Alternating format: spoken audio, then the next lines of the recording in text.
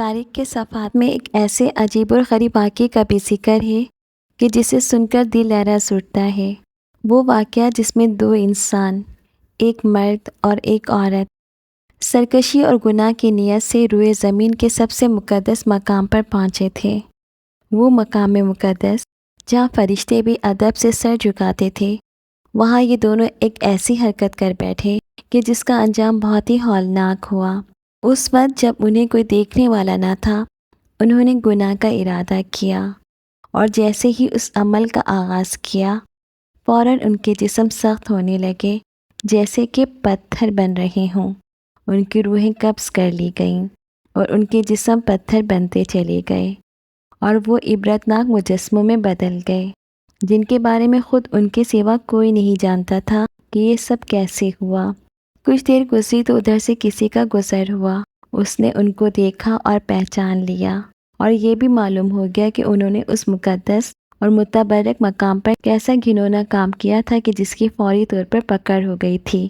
لوگوں کا مارے دکھ اور غصے کے انتہائی برا حال ہو گیا۔ اہل علم اور نیک لوگوں نے ان دونوں کو نشان عبرت بنانے کے لیے ان دونوں کے مجسمے اس مقدس جگہ سے کچھ دور دو پہاڑیوں پر الگ الگ نصب کر دیے تاکہ لوگ ان کے گناہ کو یاد رکھیں اور ان سے نصیحت حاصل کریں۔ آخر یہ مرد و عورت کون تھے؟ یہ مرد اصاف بن یالا اور عورت نائلہ بنت زید تھی۔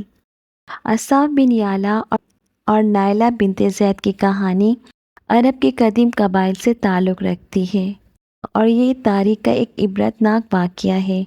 ان دونوں کا تعلق قبیلہ جرہم سے تھا جو حضرت اسماعیل علیہ السلام کے زمانے میں مکہ مکرمہ کے قریب آباد ہوا تھا۔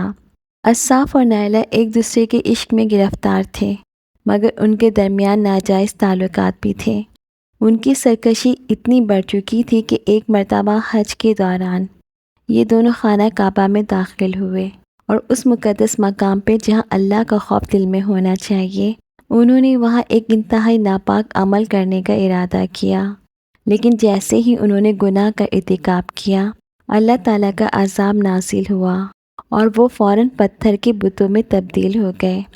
اللہ کی طرف سے یہ ان کے گناہ کی فوری سزا تھی کہ ان دونوں کو ایک عبرتناک مثال بنا دیا گیا تاکہ لوگ ان کے انجام سے سبق حاصل کریں۔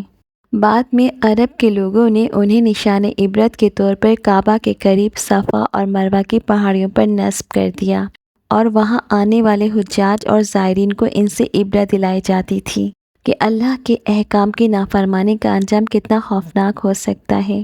پہلے پہل جب بھی لوگ وہاں آتے تو ان بتوں کو برش سے جوتے مارتے ہوئے گزرتے اور ان سے عبرت حاصل کرتے۔ سالہ سال یہی معمول رہا، لیکن وقت کے ساتھ لوگوں نے شیطان کے بہکاوے میں آ کر ان کے بتوں کو جوتے مارنے کے بجائے تھپڑ مارنا شروع کر دیا، اور پھر یہ عادت آہستہ آہستہ اس قدر بدل گئی کہ اب لوگ ان بتوں کو نفرت سے چھونے لگے، اور یہیں سے گمراہی کی شروعات ہوئی۔ شیطان نے لوگوں کو بہکانا شروع کیا کہ جب وہ ان بتوں کو چھوتے ہیں تو ان کی دعا قبول ہوتی ہے، اور یوں نفرت سے شروع ہونے والا سلسلہ آہستہ آہستہ احترام اور عقیدت میں بدلتا چلا گیا۔ اور پھر ایک دن ایسا بھی آیا کہ لوگ ان کے سامنے دعائیں مانگنے لگے اور ان کو خدا کا درجہ دینے لگے۔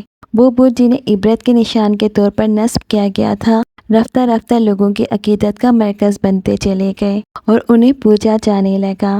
یہ گمراہی کا سلسلہ برسوں جاری رہا، یہاں تک کہ اللہ کے آخری نبی حضرت محمد صلی اللہ علیہ وآلہ وسلم کی رسالت کا سورج طلوع ہوا۔ آپ صلی اللہ علیہ وآلہ وسلم نے دنیا میں ایک ایسا انقلاب برپا کیا کہ جس نے صدیوں سے چھائی ہوئی جہالت کو دور کر دیا۔ فتح مکہ کے دن آپ صلی اللہ علیہ وآلہ وسلم نے تمام بتوں کو پاش پاش کر دیا، اور پھر ان دونوں عبرتناک مجسموں کی طرف بھی متوجہ ہوئے۔ آپ نے انہیں خانہ کعبہ کی حدود سے باہر پھینکوا دیا تاکہ یہ یادگاری عبرت ہمیشہ کے لیے ختم ہو جائے۔ یہ واقعہ ہمیں سکھاتا ہے کہ شیطان انسان کو وسوسوں کے ذریعے بتدریج گمراہی کی طرف لے جاتا ہے۔